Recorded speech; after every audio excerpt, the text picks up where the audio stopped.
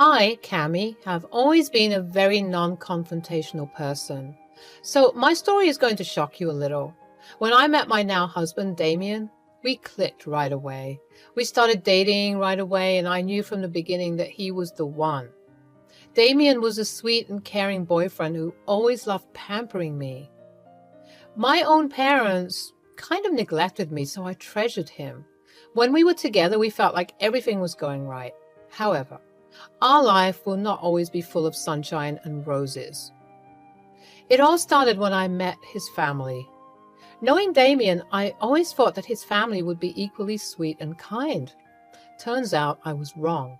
What I didn't know was that he came from a very patriarchal family. His orthodox father, Bob, was a conservative man with a stubborn attitude. When I met him, he made all sorts of weird comments about me. He said, "So, Cammy, I hear you want to become a nurse." "Yes, Bob, my grandma was a nurse and she inspired me to join this field. I'm a little worried about getting a good scholarship. It's my dream to get into the best nursing school in the state." "Cammy's a very good student, Dad. She's one of the top performers in our class. I take her help when I'm stuck with something." "What does it matter if she's a good student? She's a girl. There's no use for her to go to college." "Cammy, don't you think you're better off doing something else, like baking or something?" "No, Bob, I want to be a nurse. It's been my dream since I was little." "Well, it's time to grow up now. If you become a nurse, you will hardly have time to take care of my son. I don't know why he's encouraging you." "Dad, I can take care of myself. It's not the 90s anymore. We will be fine. Quit criticizing Cammy about her goals." Bob didn't care what his son said. He went on interrogating me and asking me absurd questions. From the way he spoke to me, I knew he didn't think much of me or anyone from my gender. I was starting to get agitated but held my tongue. As I said, I am a non-confrontational person and usually want to keep the peace. Damien was also shooting me apologetic looks the entire evening. His younger brother Charlie didn't speak much but seemed to be a little better than his dad. When dinner was finally over, Damien offered to drop me home. He was constantly apologizing for his father's behavior. He said, "I'm so sorry, Cammy. I know my dad really upset you today. He's very old-fashioned and just won't change his thinking. I've tried. Ever since Mom left us, he got even worse. Sometimes I think he takes out that anger on other people." "It's okay, Damien. Your father's rudeness has nothing to do with you. I am not blaming you one bit. I'm just a little disappointed in him." "Just give him a chance, Cammy. I'm sure he'll come around. He just needs to see what an amazing person you are." We talked about the dinner and agreed that it was too early to worry about his dad. Our relationship was still very new and we didn't know what the future held. Bob, however, did everything to convince me to give up my studies. It's like he had an obsession with me being a housewife. I told him multiple times that I wanted to work and be a nurse. He never really seemed to listen to me. After graduation, I and Damien finally got into our dream colleges. He pursued a degree in architecture and I started a nursing program. I and Damien lived close by, but avoided staying together. I had a very hectic schedule and didn't want to be distracted. Damien was still living with his dad and Bob didn't want me in the house. Things were slowly getting better after Damien got his place. With graduation near, Damien decided that it would be the best time to propose. He popped the question the day after our graduation. We were ecstatic and looking forward to telling our family. My family, as usual, was very dismissive about the entire thing. Nonetheless, they were happy for us. When we told Damien's family, his initial reaction appeared to be happy. However, soon his reaction changed drastically. He said, "So, now that Damien has proposed, I hope you'll finally grow some sense." "What do you mean, Bob? I don't understand." "I mean, you're going to marry him anyway. There is no need for you to work anymore. My son already got a good job, and I'm sure he can take care of you." "He did get a good job, Bob, but I want to be independent, and you know this was my goal all along."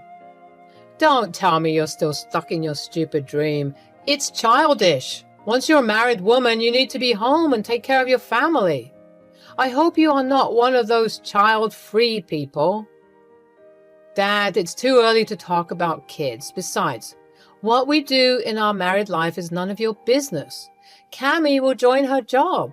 In fact, she is starting next month as a new hire. Don't be ridiculous, Damien. You know how our family works. Also, you are the eldest son. You need to give me an heir. I would expect you two to start trying for kids soon after the wedding. Cammy's job won't be a good look for our family. How is she going to manage the house anyway? You will be left with all the chores and childcare. That's not what men do. Bob, I will manage everything just fine. We will split the chores. It's not like I will neglect Damien and our future family when I work. You can have faith in me. That's easy for you to say.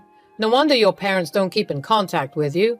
If you were my daughter, I wouldn't let you join college anyway. Bob's words were incredibly hurtful to me. I genuinely thought that he was going to change. However, it seems that he will always see me in a bad light just because I am a woman. At this point, I was ready to cut him out of my life. He was even criticizing Damien for not keeping me under control. It was bizarre. However, when I talked to Damien about the situation, he said, Cammy, I know Dad is not the nicest person, but he is still my dad. My mom had already abandoned us. I can't leave him too. Besides, I have to think about Charlie. He needs my help right now. But Damien, I can't be around your toxic dad anymore. Did you hear what he told me? Do you think we should reward this behavior? Absolutely not, Cammy.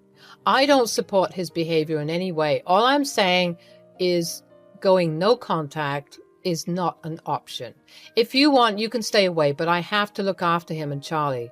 I promised I wouldn't abandon them. Fine, Damien, but promise me you will walk away when he becomes too much. I promise, Cammy. I will always stand up for you when Dad bullies you. You can be sure of that. With that, I thought he had made the right decision. When Bob was informed about this, he did throw a fit. Bob started to berate Damien for allowing me to disrespect him. He wanted to be treated right, and I had to be a good daughter-in-law to him. Too bad I wasn't going to be the ideal daughter-in-law he had envisioned. Thankfully, his target for a prospective daughter-in-law changed when he met Laurie, Charlie's girlfriend. She was everything Bob wanted in a daughter-in-law. Needless to say, Laurie quickly became his favorite. He even started to favor Charlie for choosing such a nice girl. While I didn't care, I could tell that Damien was hurt. The worst thing was that Charlie and Laurie also joined Bob in bullying us. During our wedding rehearsal, they sat with us and criticized all my choices for the wedding. They also berated my husband for spending so much money on my demand. Charlie said, "Hey bro, your wife sure did milk you out of a lot of money. You need to get yourself under control. Before you know it, she'll be ordering you around and making you the wife." Yeah, I've been telling him that. Turns out he never listened. It's not long before he gives up his job and becomes a housewife instead. He might as well just give up now. You need to stop disrespecting my fiancé like that. Just because he treats me with respect doesn't mean he deserves your bullying. Also, this wedding was equally funded by the both of us. Oh my God, Cammy, you need to watch how you talk to Bob. He's your father-in-law. I would never imagine talking to him like that. Have your parents taught you anything? Besides, I think Damien can speak for himself. He could speak for himself before his wife took over the reins. Bro, is your wife limiting your speeches as well? Everyone just laughed while Damien sat quietly. I could see that he was extremely upset. When it came to me, he would always speak out. However, when people attacked him, Damien tended to just take the bashing. However, I wasn't going to let it happen. From then on, I swore I would grow a spine. Now that I'm married into this family, I won't let them bully us. However, my relationship with the trio was just about to get worse. 1 year after the wedding, I found out that I was pregnant. We weren't exactly trying for a kid, but me and Damien were ecstatic. I was still in contact with Bob, Charlie, and Laurie, so Damien decided to tell them the news. After they heard about my pregnancy, Charlie and Laurie never reached out. I did not hear a peep from them. However, Bob was super happy about the pregnancy. Suddenly, Bob was extra kind and caring towards me. He even brought me gifts and paid a lot for setting up our nursery. We did offer him money, but he refused, saying he wanted the best for his grandson. We didn't find out the gender because we wanted it to be a surprise. However, Bob was convinced that we were having a boy. Honestly, it did rub me the wrong way, but I ignored the feeling because Damien was happy to have his dad back in our life. However, Bob's attitude towards my job never changed.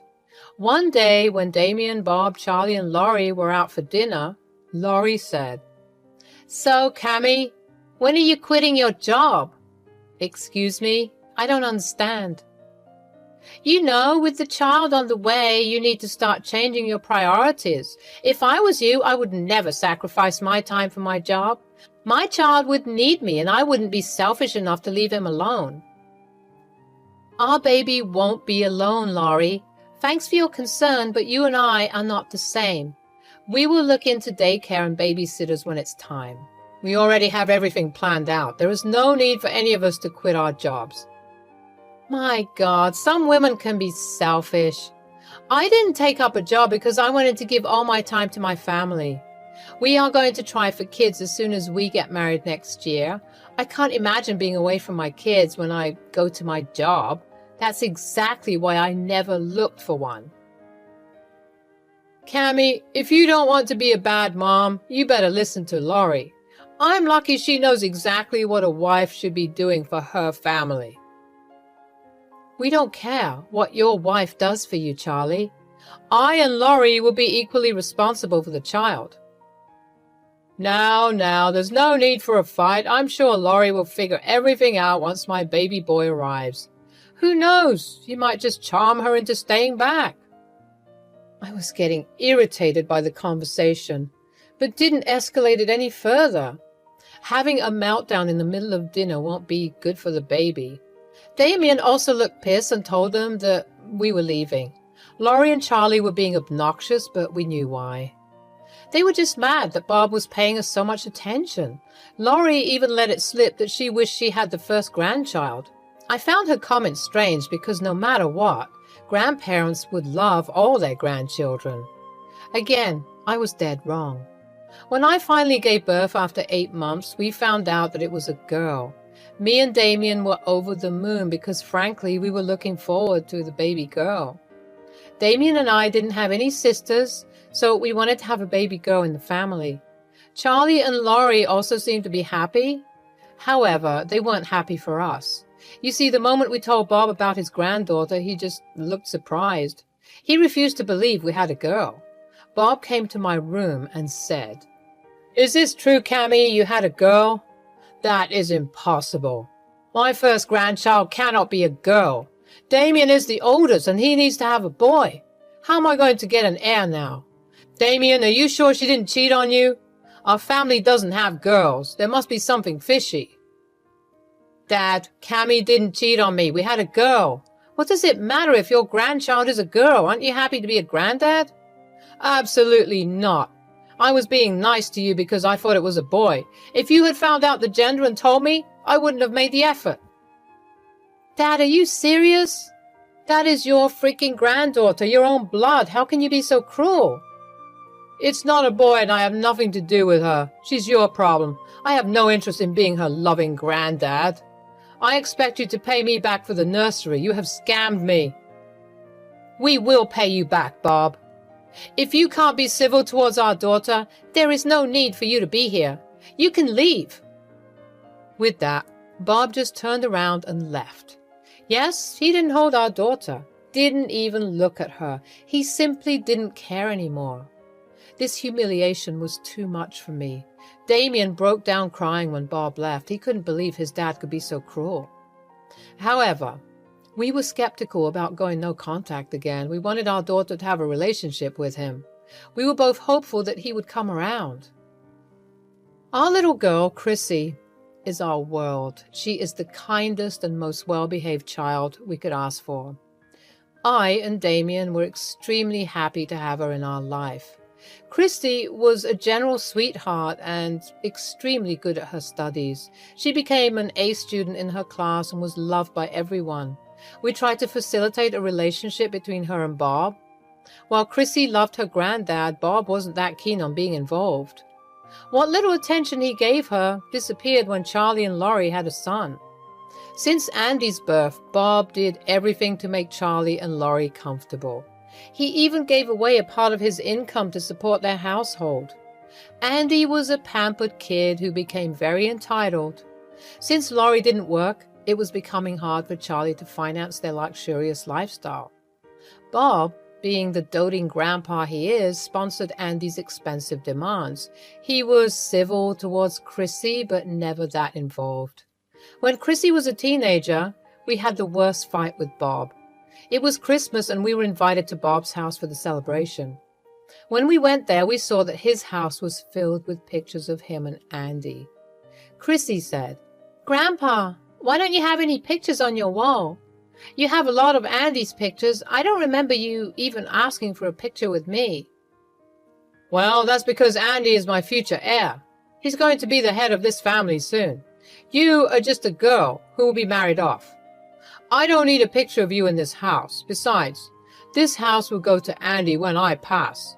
He is the sole heir of everything I have." "So you won't leave me anything?" "Why, Granddad, did I do something wrong? You are even paying for Andy's college fund. Why am I being excluded?" "Because he doesn't love you, Chrissy. He's my grandpa, not yours. You'll never be as good as me. Grandpa knows who his favorite grandchild is." "Grandpa, is that true? You don't love me at all? But why?" "Because you are a girl, you dumb thing. Grandpa always wanted a grandson. You are basically useless to him."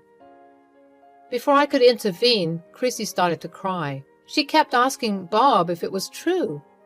Bob simply refused to look at her. Charlie, Laurie, and Andy were just laughing at Chrissy because she was crying. Me and Damien were furious. From that day, we decided they would no longer be in our lives. I also prayed to God that I could teach them a nice lesson when they eventually realized their mistake. Chrissy was heartbroken for an entire year. She tried to get in touch with her grandpa and solve everything. However, he was ignoring her calls. Bob even called us up and told us that he didn't want to remember he had a granddaughter. We were furious and told him never to contact Chrissy again. After a while, Chrissy realized that she didn't need to have them in her life. I and Damien constantly assured her that we loved her and that was all that mattered.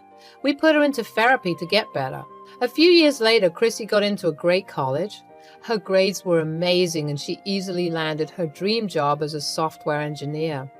By the end of 1 year after college graduation, she was earning a very high income. We were super proud of her. She had outshone almost all her peers. Andy, on the other hand, was not going so well. One day, we suddenly got a surprise visit from Bob. He hadn't visited us since the Christmas dinner, so it was rather confusing to have him here. Damien was extremely mad and immediately told him to leave. However, I was really curious and wanted to hear him out, so I invited him inside. "What's the matter, Bob? You haven't shown up here since the Christmas dinner. Hell, you didn't even call us except to say you don't want to be in contact." "I know, I was just caught up with work. It's been years, so I thought I should visit." "Cut the crap, Dad. Just tell us what you want. I know you better than to expect anything pleasant." "I heard Chrissy has joined a big company as a software engineer, and I was hoping I could talk to her." "About what exactly?" "You see, Andy had dropped out of college. I did my best to support him, but he just wouldn't take his studies seriously. He blew through his tuition money on alcohol. I did take a mortgage on the house for his college, but he has spent it all. I was hoping Chrissy would be able to help him get a job." "Are you serious right now? You want Chrissy to vouch for your loser grandson?" "We are family. I'm sure Chrissy will want to help her little brother." "Wait here. I'll be right back." I went to my room and brought out my old phone. I didn't use it anymore, but it was special for a reason. I opened my phone and selected a picture. Then I showed Bob the picture. It was the same photograph of him and Andy that Chrissy saw in his house. Bob was speechless. I said, "If she is family, Bob, where is her picture? Do you even remember, or have you conveniently forgotten how you said she doesn't matter? You were the one who said you don't want a granddaughter. Suddenly you think she's your family?" "Look, it was a long time ago. We are still family. We don't hold grudges. Look, I even showed up at your house on my own. I will be happy to reconnect with Chrissy." "And will you include her in your inheritance, or is that still reserved for Andy?" "I don't have much anyway. I spent it all on Andy. The house is all I have left. Andy needs my help. His parents cannot support him anymore. They'll kick him out. I don't earn enough to support him now." "There is no way my daughter is helping your loser grandson. He doesn't even have a college degree. Do you think my daughter's company takes college dropouts? You must be kidding yourself. Andy deserves this. If only you hadn't coddled him so much, he would have at least had a job. You made your bed, and now you need to lie on it. You decided to spend all your money on Andy. Chrissy had made it clear she would never help you out, even if it was the end of the world. I suggest you leave. We have nothing to say to you anymore." Bob left, but kept spamming us with calls. He was desperate for help. Turns out Andy has been living with him for the past year. He has already trashed his parents' place after they refused to support his unemployed ass. Bob, being the loving grandpa, had to take him in. However, he could no longer put up with his behavior. Bob even showed up at Chrissy's work to try and talk to her. Chrissy simply told him to leave before she called security. When Bob kept begging her for help, she agreed to give the money in exchange for the house. Bob refused to sell her the house, so she just left him there crying on the pavement. A week later, Bob called us and told Chrissy that he was ready to sell. He simply wanted Andy out of the house. He was planning to move far away where Andy couldn't follow him. Chrissy agreed to buy the house and the papers were drawn. When the sale finally happened, Bob did ask for a relationship with Chrissy. However, she told him that he had lost that right long back.